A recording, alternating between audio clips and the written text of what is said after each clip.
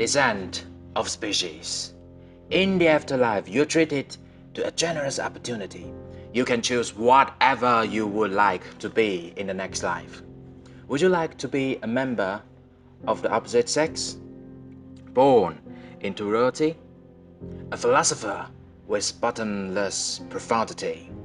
A soldier facing triumphant battles? But perhaps you've just returned here from a harder life.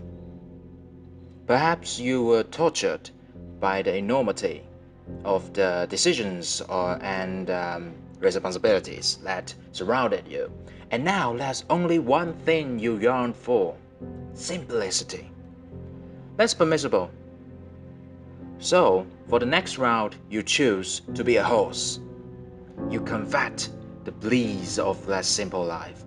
Afternoons of grazing in grassy fields, the handsome angles of your skeleton and the prominence of your muscles, the peace of the slow flicking tail, or the steam rifling through your nostrils as you lope across snow-blanketed plains. You announce your decision.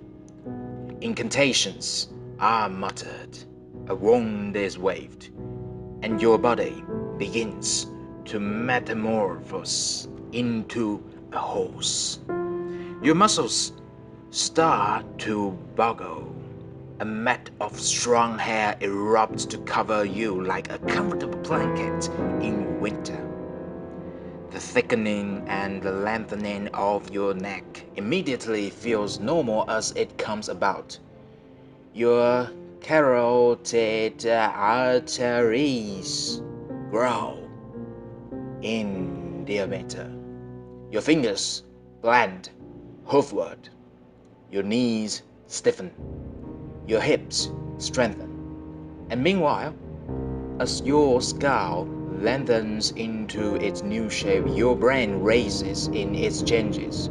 Your cortex retreats as your cerebellum grows.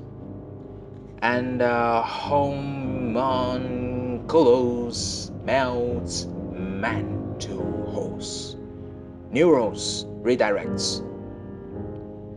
Synapses unplug and replug on their way to equestrian patterns.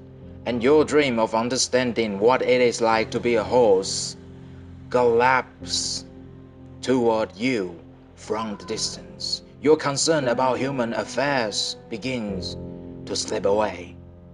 Your cynicism about human behavior melts, and even your human way of thinking begins to drift away from you. Suddenly, for just a moment, you are aware of the problem you overlooked. The more you become a horse, the more you forget the original wish. You forget what it was like to be a human, wondering what it was like to be a horse. This moment of lucidity does not last long, but it serves as the punishment for your sins. A Prometheus in Trey's packing moment, crouching, half horse, half man, with the knowledge that you cannot appreciate the destination without knowing the starting point. You cannot revel in the simplicity unless you remember the alternatives. And that's not the worst for your revelation. You realize that the next time you return here, with your thick horse brain, you won't have the capability to ask to become a human again. You won't understand what a human is. Your choice to slide down the intelligence ladder is irreversible.